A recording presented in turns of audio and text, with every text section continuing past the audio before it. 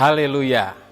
Puji Tuhan, salam sejahtera Bapak Ibu, Saudara-saudari, keluarga GPD Elsade Magelang, dimanapun Bapak Ibu berada.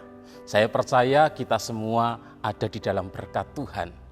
Kembali hari ini kita akan bersama-sama belajar kebenaran firman Tuhan. Firman Tuhan hari ini saya ambil dari kitab Nabi Yesaya, pasal yang kelima ayat 4.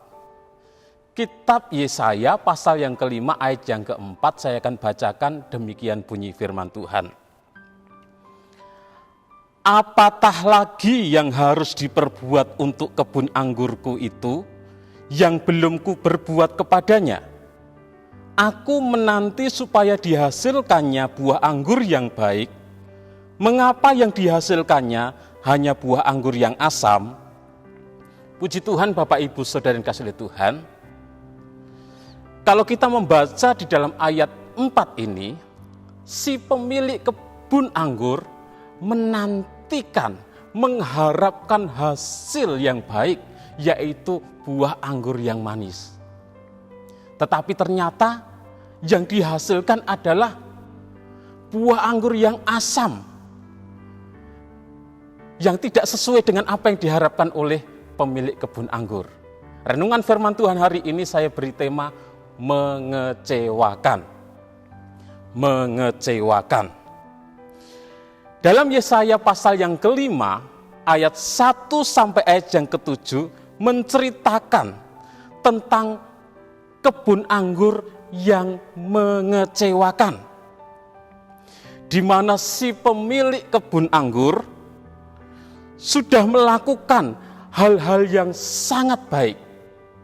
Sudah berusaha melakukan hal-hal yang terbaik untuk mengusahakan kebun anggurnya.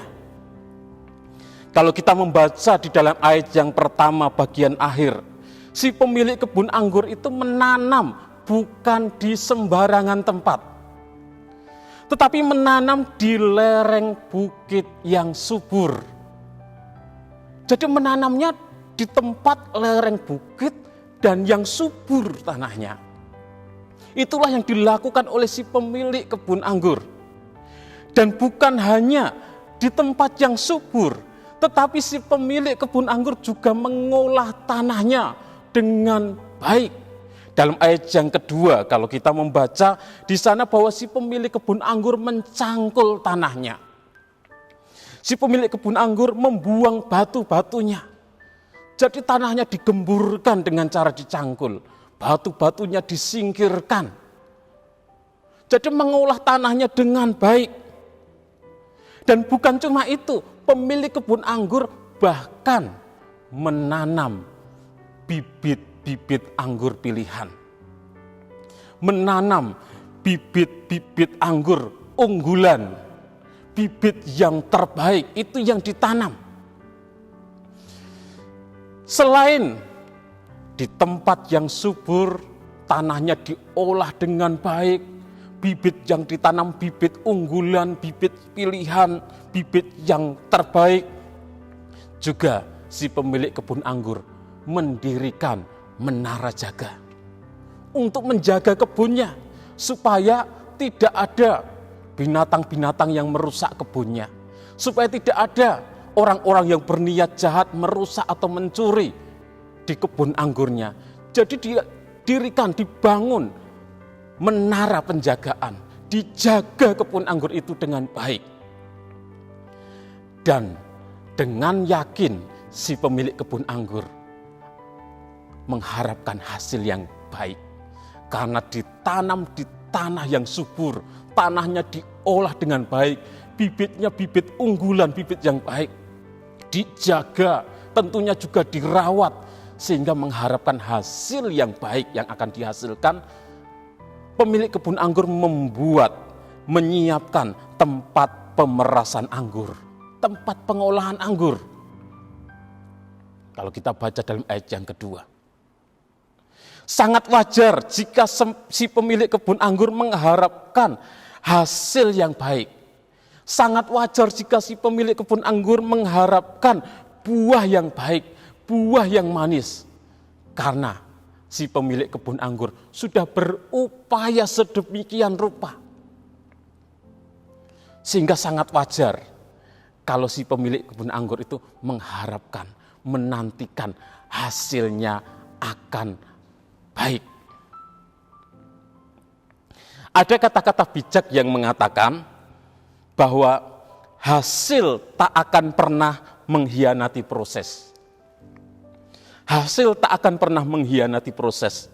Namun itu tidak bisa diterapkan dengan apa yang ditulis di dalam Yesaya pasal yang kelima ini. Karena si pemilik kebun anggur sudah melakukan proses dengan sangat baik. Sudah berusaha dengan sangat baik. Dan wajarlah kalau mengharapkan hasil yang baik. Namun apa yang terjadi? Yang dihasilkan dari kebun anggur itu mengecewakan. Coba kita bayangkan Bapak Ibu Saudara yang dikasihi oleh Tuhan.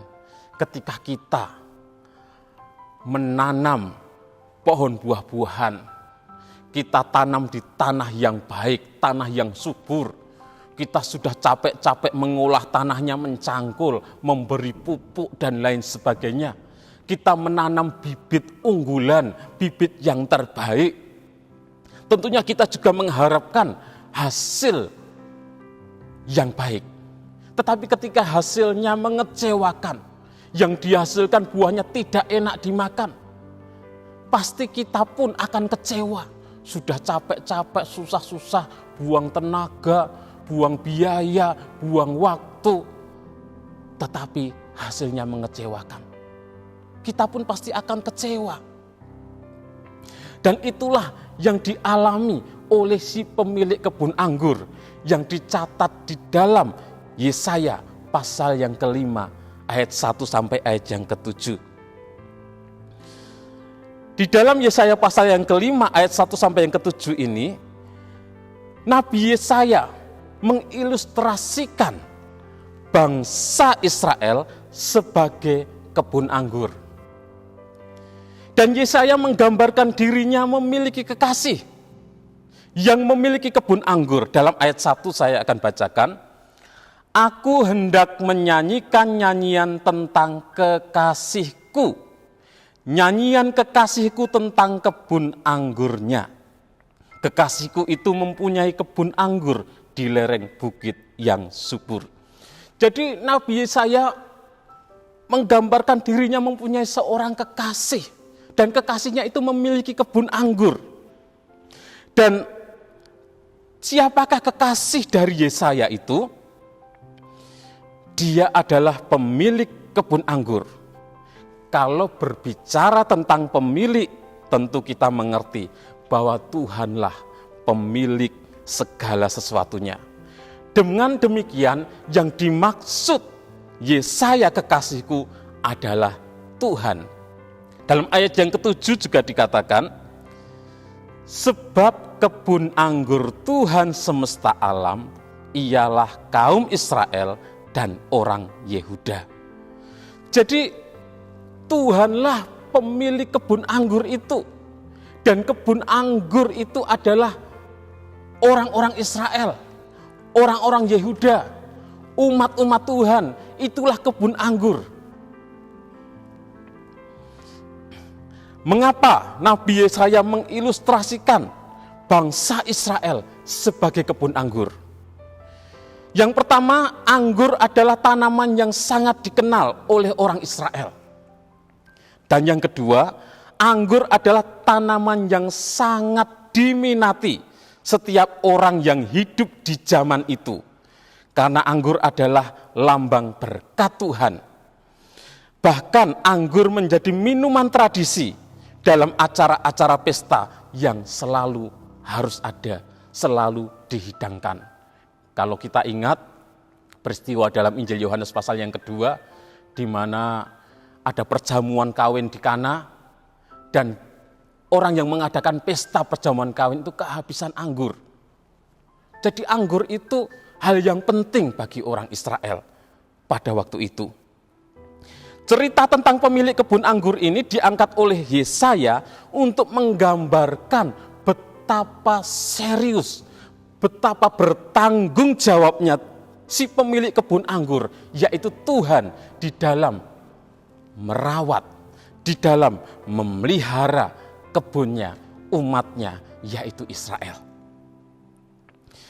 Dan secara logika, kalau kita berpikir dengan lokasi yang baik di lereng bukit, dengan tanah yang subur, diolah dengan baik, bibit yang ditanam bibit pilihan, bibit unggulan, dijaga dengan baik, tentunya si pemilik kebun anggur sangat mengharapkan hasil buah yang baik. Namun yang terjadi kita sudah membaca, hasilnya mengecewakan. Jauh dari apa yang diharapkan, hasilnya mengecewakan. Yang diharapkan buah yang baik, buah yang manis, tetapi yang dihasilkan adalah buah yang asam. Kalau kita membaca dalam Yesaya pasal yang kelima ini, ayat yang ketiga, dikatakan, maka sekarang hai penduduk Yerusalem dan orang Yehuda, adililah antara aku dan kebun anggurku itu. Tersirat bahwa ada keinginan dari si pemilik kebun anggur itu untuk memusnahkan kebunnya. Tetapi agar si pemilik tidak dikatakan tukang kebun yang tidak sabaran, agar tidak dikatakan tukang kebun yang kejam, agar tidak dikatakan tukang kebun yang emosian, sehingga si pemilik kebun anggur mengundang penduduk Yerusalem dan Yehuda menjadi hakim. Apakah dia yang salah kalau seandainya kebun anggur itu dia musnahkan? Adililah antara aku dan kebun anggurku itu. Ayat yang keempat, kalau kita membaca, pemilik kebun anggur itu mau mengatakan bahwa dia sudah maksimal dalam merawat kebun anggurnya. Dia sudah berupaya sedemikian rupa dengan sebaik-baiknya. Apalagi yang harus diperbuat. Artinya segala usaha sudah dilakukan. Lalu dia bertanya, apalagi yang belum dia perbuat? Sudah di lereng bukit, tanahnya subur, tanahnya diolah dengan baik, batu-batunya disingkirkan, bibitnya bibit unggulan, dijaga kebunnya. Apalagi yang masih kurang? Dengan pernyataan ini, apalagi yang mau dikatakan oleh penduduk Yerusalem dan orang-orang Yehuda? Dengan segala perlakuan pemilik kebun yang sudah maksimal, tetapi hasilnya mengecewakan, apakah tidak pantas kebun itu dimusnahkan? Apakah tidak pantas kebun itu dihukum? Apakah tidak pantas kebun itu dihancurkan? Kebun anggur itu adalah kehidupan umat Israel yang sangat mengecewakan hati Tuhan. Dan Tuhan menubuatkan akan keruntuhan kerajaan Israel. Ayat 5 dan 6 dikatakan, aku akan menebang pagar durinya. Ini merupakan nubuatan tentang keruntuhan tembok Yerusalem yang berdiri kokoh melindungi kota Yerusalem. Dengan runtuhnya tembok Yerusalem, bangsa Israel akan dijajah, akan dirampas, akan dirusak, dibiarkan terlantar, dan akan menjadi tanah yang tandus. Perubahan dari tanah yang berlimpah susu dan madu, tanah yang subur, tetapi mengecewakan Tuhan, dan akan menjadi tanah yang berlimpah air mata dan tangisan. Dalam Yeremia 9 ayat 19 dikatakan, sebab terdengar ratapan dari Sion, wahai binasalah kami sangat dipermalukan, sebab kami harus meninggalkan negeri ini, karena rumah-rumah kediaman kami dirobohkan orang. Ayat yang ketujuh, kaum Israel dan orang Yehuda adalah bangsa pilihan Tuhan, umat kegemaran Tuhan, atau kebanggaan Tuhan yang diharapkan menciptakan keadilan, tetapi yang ada kelaliman. Keadilan diperjualbelikan, hak janda-janda, hak anak-anak yatim piatu diabaikan, bahkan dimanipulasi untuk mendapatkan keuntungan. Orang-orang yang lemah justru diinjak-injak. Itu yang terjadi. Sungguh amat mengecewakan hati Tuhan. Apakah tidak pantas kebun itu dimusnahkan atau dihukum? Jadi Bapak Ibu Saudara yang dikasihi oleh Tuhan, sebagai umat Tuhan, marilah kita menghasilkan buah yang baik, buah yang menyenangkan hati Tuhan. Kita hidup dalam perilaku kita yang menyenangkan hati Tuhan, hidup dalam kebenaran firman Tuhan, meninggalkan segala kelaliman, hidup dalam kebenaran, hidup dalam keadilan, meninggalkan segala keonaran. Dan untuk menghasilkan buah yang baik, kita harus tetap tinggal di dalam Tuhan dan Tuhan di dalam kita. Yohanes 15 ayat 4 dan 5. Jika kita tinggal di dalam Tuhan, Tuhan di dalam kita, kita akan berbuah banyak. Di luar Tuhan, kita tidak dapat berbuat apa-apa. Mari kita berdoa, kita harus menghasilkan buah yang baik, yang menyenangkan hati Tuhan. Jangan mengecewakan Tuhan, kita berdoa. Terima kasih Tuhan Yesus, buat kesempatan hari ini, kami boleh kembali belajar firman-Mu. Jadikan kami umat-umat-Mu yang menghasilkan buah-buah yang baik. Jadikan kami umat-umat-Mu yang menyenangkan hati-Mu Tuhan, menyukakan Engkau. Biarlah Engkau ada dalam kami ada dalam Engkau, sehingga kami dapat berbuah banyak, buah-buah yang menyenangkan hati-Mu. Di dalam nama Tuhan Yesus Kristus kami berdoa bersyukur. Ya Allah, jalan-Mu adalah kudus. Allah manakah yang begitu besar seperti Allah? Engkaulah Allah yang melakukan keajaiban. Engkau telah menyatakan kuasa-Mu di antara bangsa-bangsa. Dalam nama Tuhan Yesus Kristus kami berdoa bersyukur. Haleluya. Amin.